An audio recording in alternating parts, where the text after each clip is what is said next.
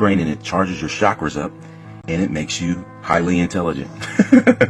It will enlighten you just like Jesus Christ does. See what I'm saying? It's all relative to the guise of these two sun characters and what they can bring you.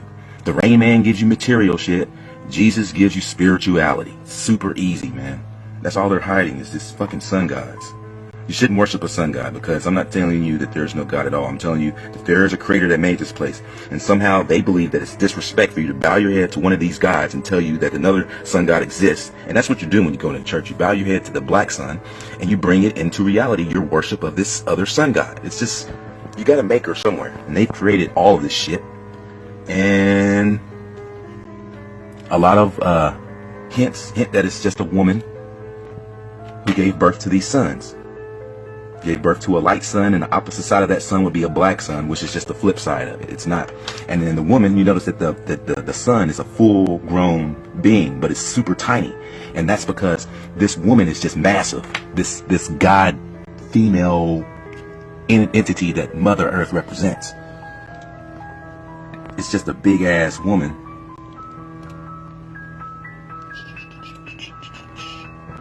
whose placentas are the trees, the giant trees. And those giant trees give you life, kind of like this. And the people that are in the know, they'll come out and they'll tell you, these are just these Freemason guys. They're just lying their asses off. But they're hiding in plain sight what it really is. They said, what in the world? Is it a girl? They just keep rubbing it in. The placentas, the giant trees give everybody life. And the chicken comes before the egg. The chicken is a swinging dick. You take the female, which is the man and the woman out, and you leave it with the egg, which is just a swinging dick. And that's why you've got so many fucking masculine rituals happening. Like this. My city just decorated my whole strip with Christmas dicks. Shit like that happening. You take the woman out, that's what happens. It all goes straight gay. Not to say that homosexuals are evil, but this is just something they're doing to try to confuse the masses to make us one or the other. Whereas some people are naturally homosexual, and then there's some people who are just being pulled into an indoctrination to confuse people, which is why your phallus hangs limp on your Cube of Saturn hat, which represents you're confused. Look at all this. I mean, this is like clearly pubic hair sticking out the side of a dick and balls. I mean, it's fucking disgusting, man. But it is made to this, to confuse you. Look, I'm telling you, they got motherfuckers jacking off their paint, just to paint. I'm telling you, man. This Pizzagate stuff, I honestly feel, look how many shares they shared the fuck out of my post, man. It's fucking crazy. But let's just take a look at this real quick. This is on national television. Now, come on. They got kids being strapped to shit in a Facebook post, and nobody's done nothing about it. Come on, man. You got Obama blatantly right in front of people, hugging on some little girl, kissing on her neck. This is the Pizzagate stuff. Now, come on now. Do you really think they'd be stupid enough to put this shit out in the open like this? Look at this shit. Do you really think? I must have been dumb as hell to think that this shit was even real to be on news in the first place. Look at this fucking bullshit. They want us to be scared of them. They want us to think that people are being chomped down and molested and all this stuff because they want us to be scared. Same thing as this. And as soon as they started talking about all that Pizzagate shit, look at what surfaces. Celebrities busting out the pizza outfits, trying to scare us with the little Baphomet stars on their cheek. Now come on now. Now let's just get real. Are these dudes really doing something, or are these guys crisis actors? You gotta really ask yourself, is it just for fear? Is it that they just want to scare us? So we stay right where we are. Why? Same reason why they lied about the spinning ball. It's the same fucking reason. The same reason is because of this Rain Man character. He brings everything into reality. And you see the opposite side of Nupus Riega is literally the northern light shooting through from the opposite side, powering it. Now, this place looks gloomy and dark, and every picture they show us of this black sun looks like hell, doesn't it? Well, I got news for you. The reason why it looks like hell is because they want you to believe that this place is hell. But your mind will make it whatever you want it to be. I'm telling you that this place will look like this whenever you fucking want it to be. In any area. It will be a haven if you want it to be. Because of the way of the black sun. Literally, pork running around with readily cooked, asking you if you're hungry. Anything that you can perceive in the mind, it has nothing to do with food. It has to do with matter being brought into fruition. See, this is a manipulation of matter.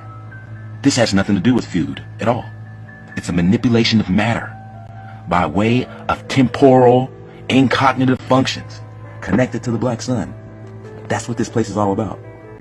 That's what Cloudy with a Chance of Meatballs is all about.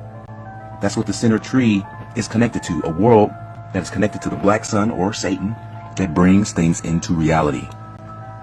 That's why you bow in the church, because you're bringing worship of a blood sun god into reality. Who fucking knows? This motherfucker probably exists over here. There's probably so many Satan worshipers on this side of the earth.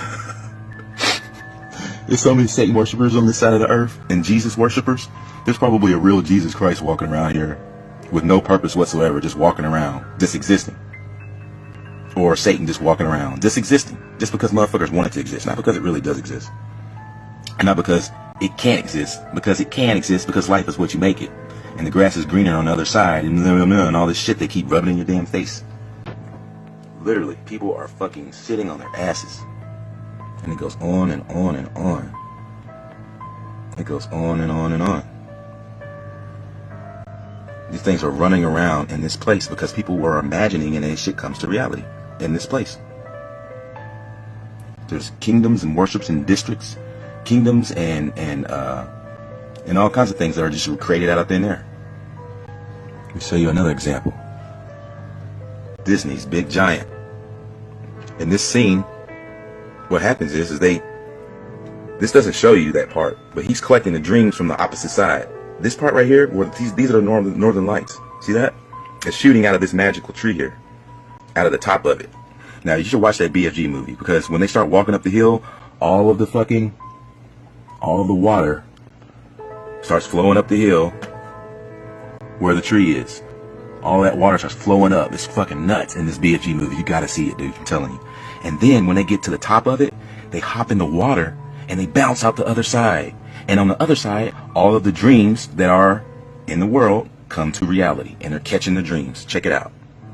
Northern lights right above coming out the tree. I'm telling you, man, they rub this shit in your fucking face. The dreams are reality here. That's where they're at. They're just on the opposite side of the plane. That's it. I'm telling you.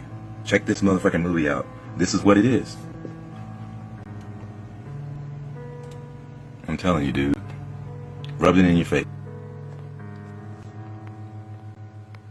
So I suggest everybody just realize for a second that all of they're doing is trying to hide this place. They want you to be scared to death of it. They want you to be scared of your salvation. They got a lot of fear campaigns, got you scared to death. They got a lot of chemtrails in the air, got you scared to death. A lot of fake shit on the news, got you scared to death. They got Rudy, the actor, biting faces off, who also has no obituary, scaring you to death. They got World War Z scaring you to death. They got everything, politics, scaring you to death. They got the Baphomet scaring you to death. And it's all to hide your salvation. They got the spinning ball, Nibiru comets, and alien invasions scaring you to death. But they don't have any power over you, man, because if you would see just for a second that it is your own doing and willing that is allowing them to have control over you. And it's the only reason you will never get to this place.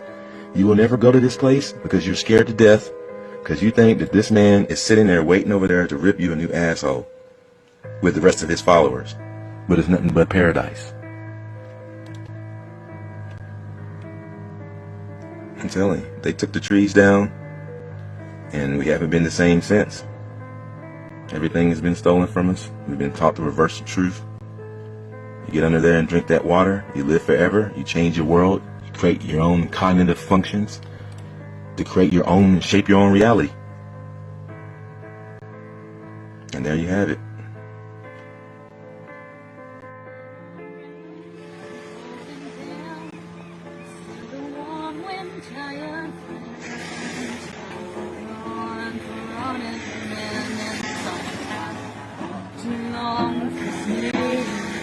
In my shoes, walking sleep, and I used to pray to keep heaven send everything.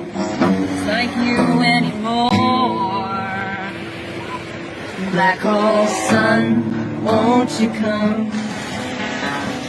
wash away the rain. Like old sun, won't you come, won't you come? Old sun, won't you come? Like old sun, like old sun, won't you come? like old sun, like old sun. Won't you come? Won't you come? Like old sun, won't you come? Like old sun, like old sun.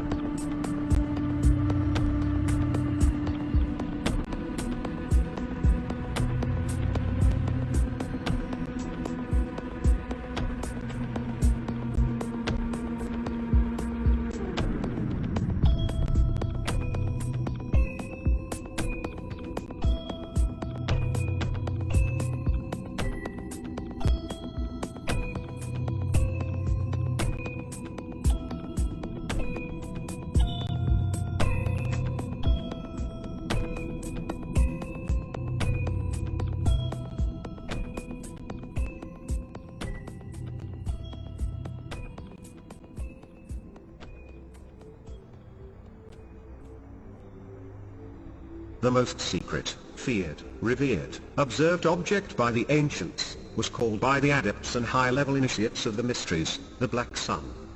Known as the sun behind the sun, the knowledge of this celestial object was high-level secret science to the elite, and low-level mythos and fairy tales for the serfs and common people, contained in books of theos and mythos. Only those initiated into the secret science understood and knew the symbols and stories in their books, and said knowledge was guarded carefully. The ancients believed there were two suns, a white sun, our solar sun, and a black invisible sun, at least to the serfs and those kept in ignorance. This black sun was noticed by the ancient adepts to move in such a way with our solar sun as to act as a ghost, moving in the exact same course and path as our solar sun. They also noticed at certain periods in a cycle, this star would be hidden behind our sun, and it was in this conjunction they believed either life and generation would miraculously appear, or death and destruction as divine providence. To the ancient primal Egyptians, this black sun was believed to be a doorway or gateway to heaven and the gods. This star rises before our solar sun every year helically, beginning on July 4th. For 70 days prior, this star is hidden behind our sun, and the ancient Egyptians would not bury their dead believing the gateway to heaven and the gods closed. The helical rising of this black sun brought on what was called the dog days of summer, the hottest time of the year. To the Egyptians, it marked the time of the inundation of the Nile, causing the parched desert to bloom, bringing forth life. But depending upon the cycle of this black sun, it would also bring on drought, plague, pestilence, and death to the inhabitants of Upper and Lower Egypt. The ancient Egyptians believed this unique conjunction between these two suns acted as a portal and doorway of divinity. Understanding the motion and cycle of this black sun with our solar sun also bestowed a unique ability and advantage over one's enemies that could be used against them strategically in combat. This most sacred and secret star in ancient mythos is called the Universal Father, the Great Architect, the Divine Sun, Heaven, and the Gateway to the Gods. The ancient historian Plutarch called it, Prutes, the leader. To the Egyptians, it was named Sokdet, and Anu. To the Greeks, Syrios. To the Persians, Tyre. To the Semitic Canaanites, Hazel. To the Hebrews it was called, Sihor. To the ancient Sumerians, Orn. In Vedic titles, it is called Kionastron, and Mragavyada. To the Romans, it was called Sirius. To the ancient Celts, it was Ser. As gods, the black sun was called Isis and Anubis to the ancient Egyptians. Sophis, to the Greeks. Halel, to the Hebrews. Lucifer, to the Latins. In Syro-Arabic, it was called Matzaroth. In Arabic, it is called Al-Shira. To the Babylonians, Ishtar. The Phoenicians, Astarte.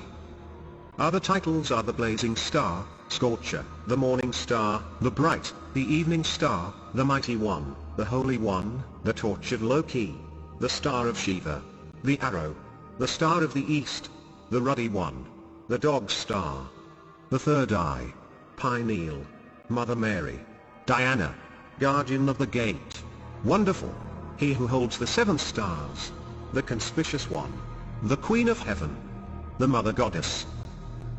The star Sirius was the prime focus of architecture in Egypt. Most all-important and sacred structures at Giza, at Luxor, at Karnak, all along the entire Nile, were built in azimuthal alignment with the dog star. Entrances, shafts, the geometry general, is aligned in such a way as to allow the light of the dog star Sirius to enter these structures for initiations and sacred rituals. In Turkey, the ancient temple of Göbekli Tepe is also aligned with the star Sirius, and bears pictographs throughout its wall structures, depicting this dark star of ancient awe and wonder. The sacred knowledge, and the core secret behind the dark star, was precession. The ancient Egyptians chronicled a close encounter with the black dog star, 14,000 years ago, that became embedded within the myth-making fabric of most all ancient civilizations. In the Old Testament of the Bible, it's known, and called the gene of Isis. The ancient seers and astronomer priests understood by pure astronomical science that our solar sun was bound and connected to the star Sirius. that the two celestial objects were attached in a binary orbit around each other, and that at times within this cycle, cataclysmic events have occurred in the past, involving the convergence of these celestial bodies, and will happen again, in the future. They also believed that the dog star had a certain mystical influence upon planet Earth, that was interpreted as supernatural when it was in conjunction with our sun during what was known as the Sothic cycle. A cycle of 1461, 365-day years. This is the sole reason why the ancient Egyptians built the Great Pyramid at Giza. The Great Pyramid is a giant observatory, of which its principal purpose is to track the star Sirius.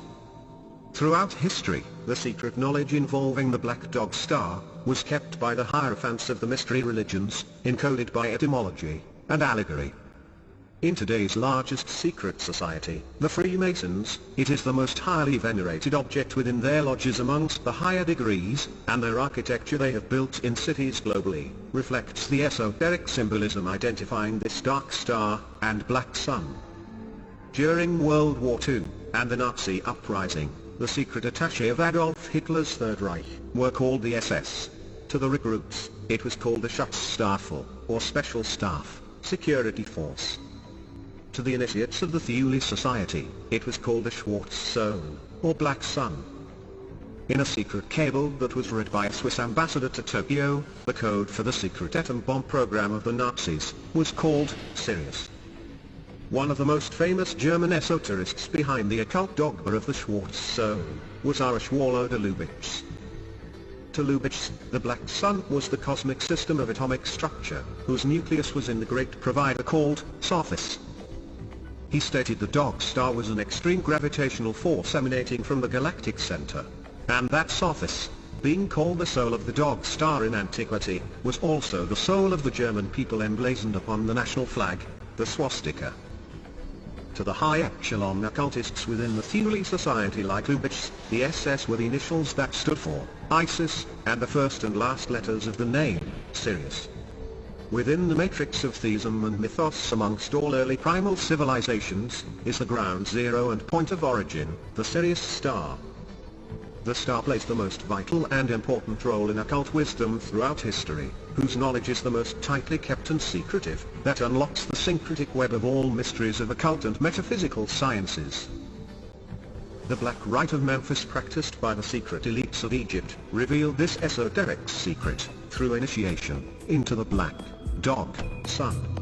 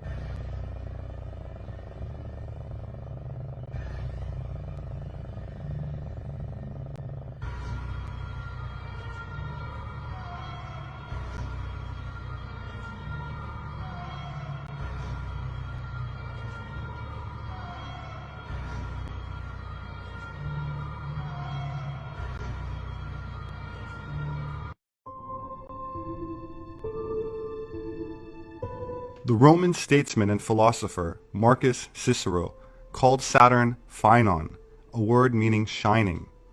Saturn is where we get our name for Saturday, and Saturnalia was probably the most popular festival of the Roman calendar, characterized by revelry and orgy.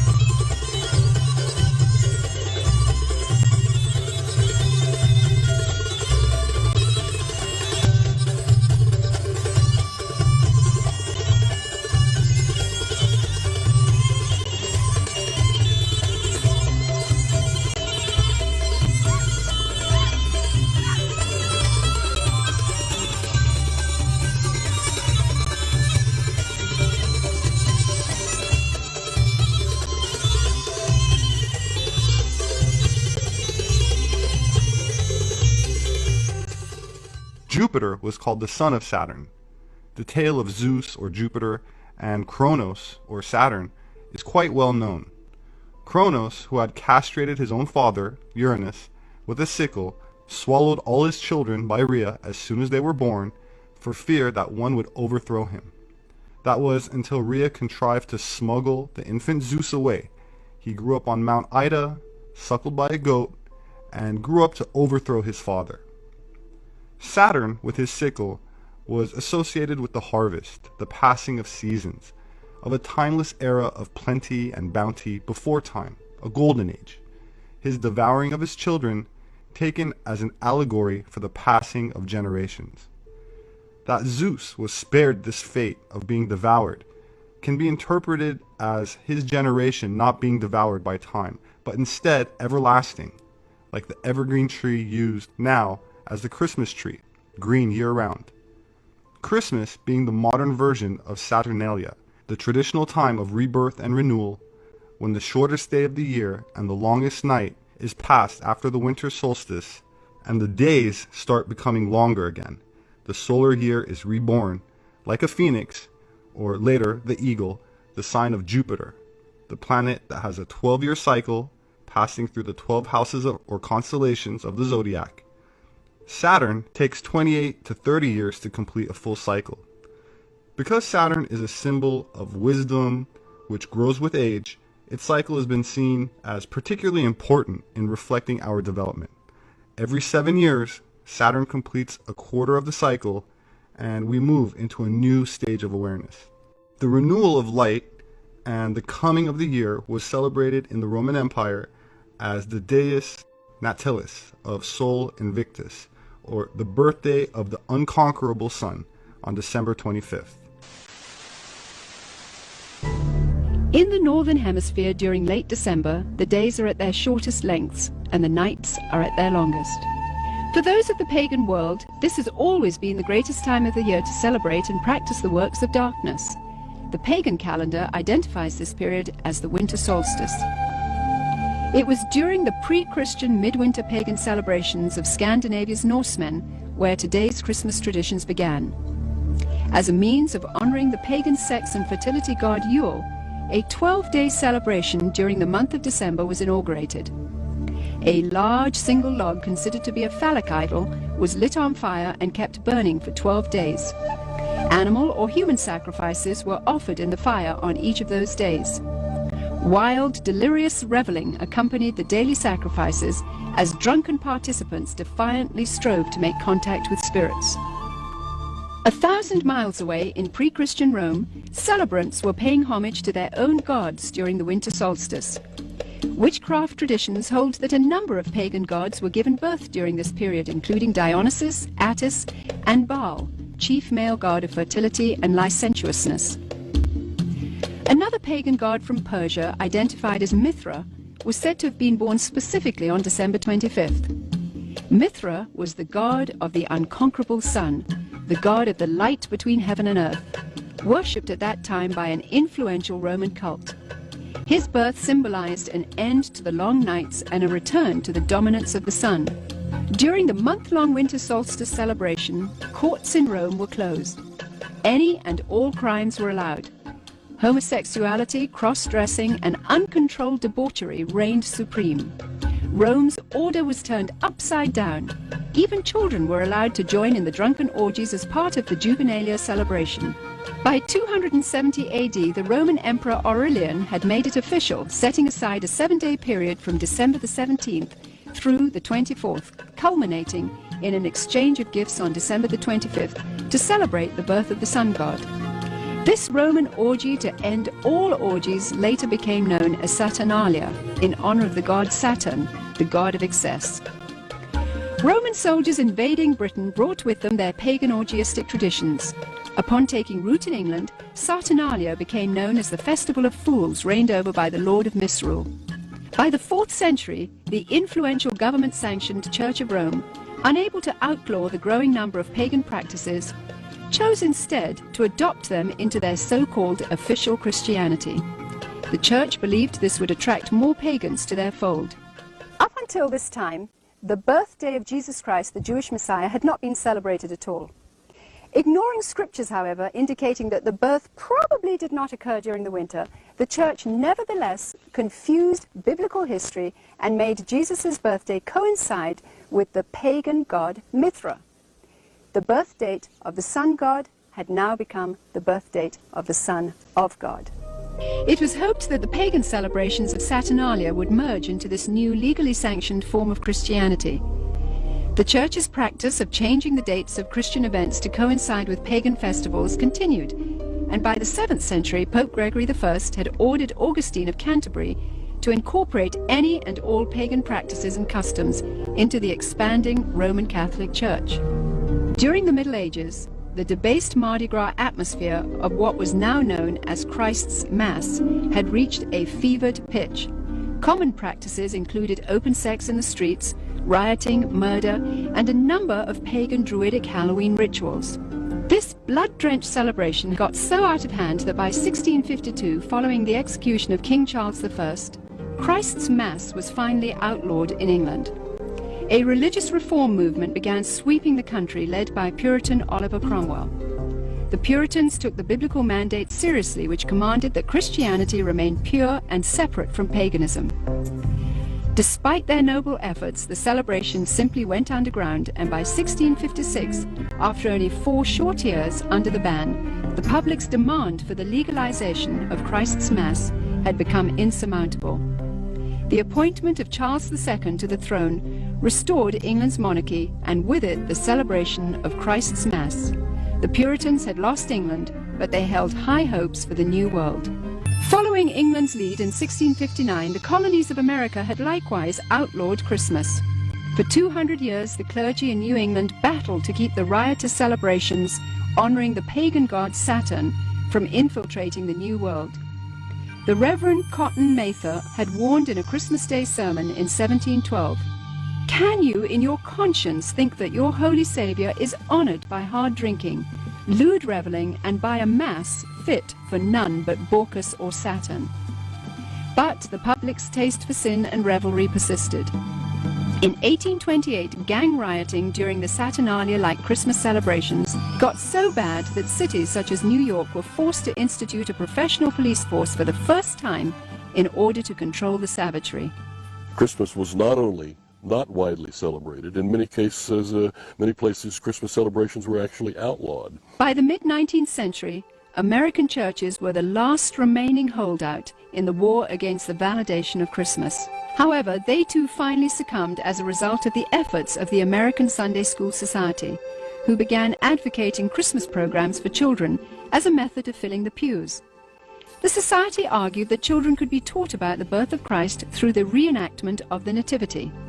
They also offered candy and treats to the children as a means of enticing families into accepting the holiday, despite its notorious history and blatantly pagan roots.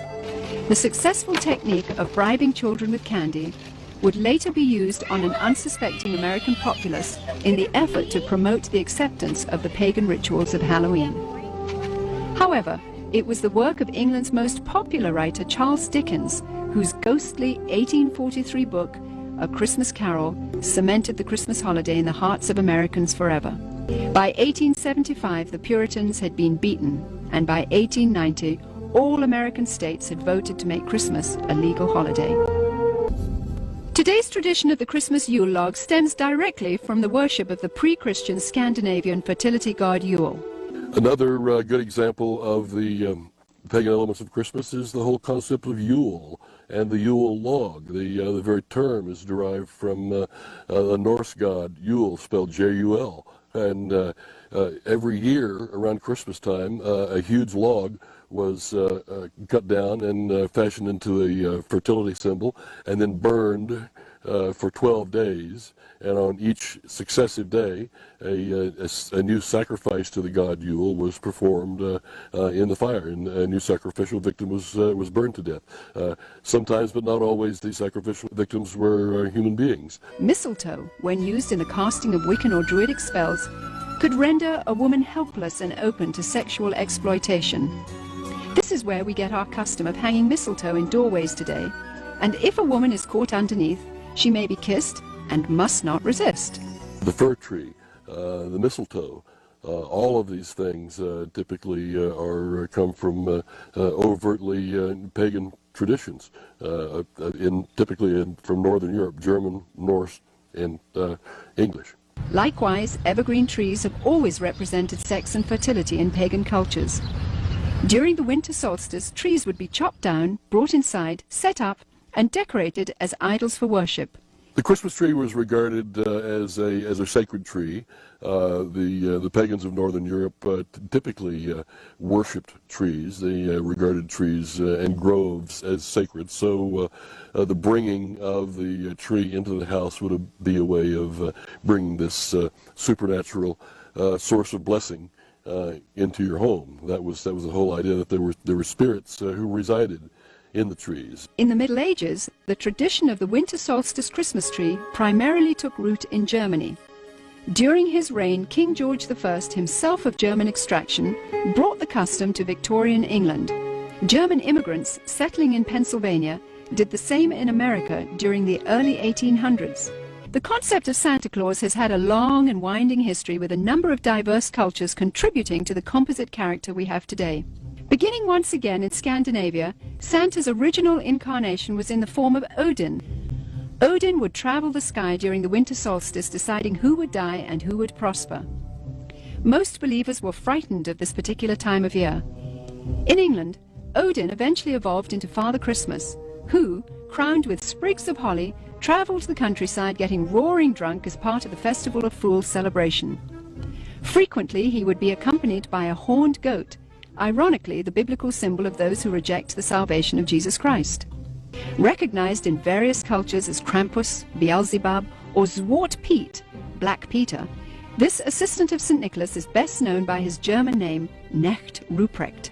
Described as a hideous horned creature, the servant Ruprecht was a dark and sinister figure who stood in stark contrast to the saintly Nicholas. Somehow, Father Christmas's companion, the horned goat, had metamorphosized into the foreboding horned devil called Ruprecht.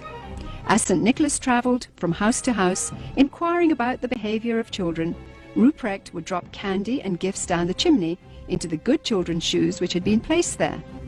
It was from this story that we get our tradition of hanging stockings on the mantle at Christmas time. If able to recite a verse or demonstrate a skill for St. Nicholas, the child would receive a gift.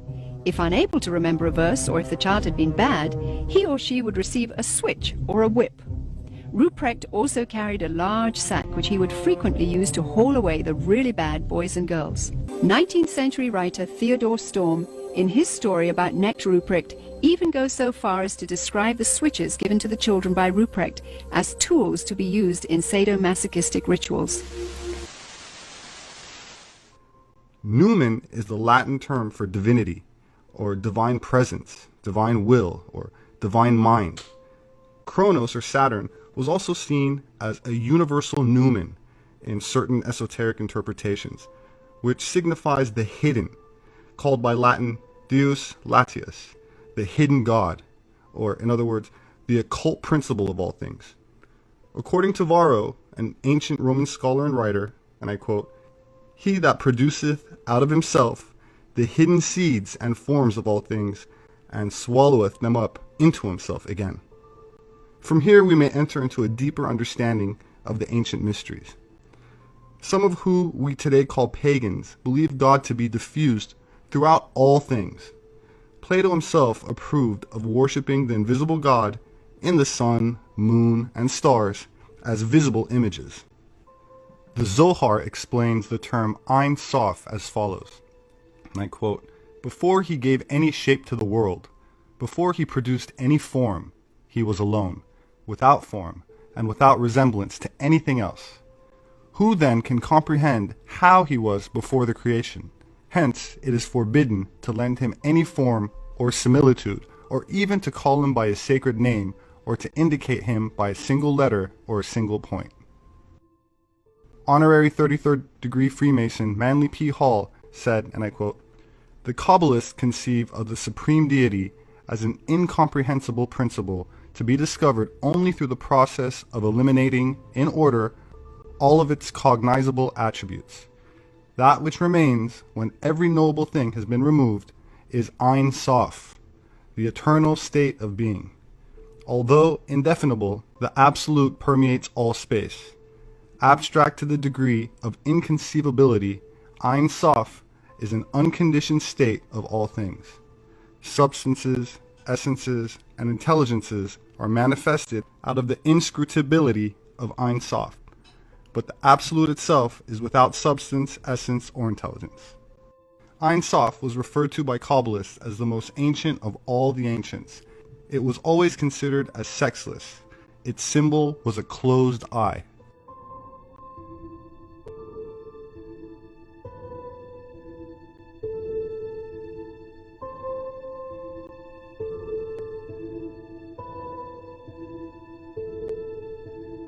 According to the Kabbalah, Ein Sof Or is the limitless light, an empty, black, silent void that expands itself into boundless proportions, filling itself with metaphysical substance various philosophers have named luminiferous ether, or an electromagnetic azoth. This liquid light substance is an invisible, electromagnetic, radiant energy. Its vibratory emanations are far too subtle to be perceived by or through any of our dense senses. Being an invisible black light, 6,000 years ago the high priests of ancient Egypt declared, "Behold, our God is a black god, too brilliant for mortal eyes." This might help to explain not only the black Osiris, but also the black Madonna, the black Kali, and other deities associated with darkness. That said, the white Osiris is the manifest, physical universe we perceive and which the Bible calls day. Modern physicists now declare physical substance fundamentally to be comprised of a light substance in vibration.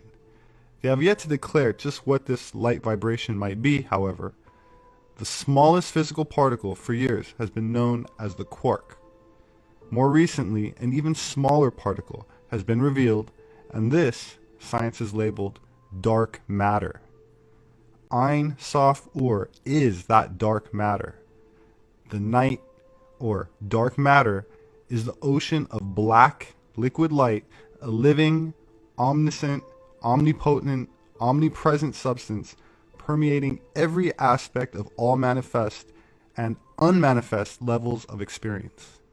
It is absent nowhere, filling all space, filling mineral, vegetable, animal, human kingdoms, and kingdoms beyond. A continuing emanation. Every point exudes its own light and life. Alchemists call this their universal first matter, universal mercury.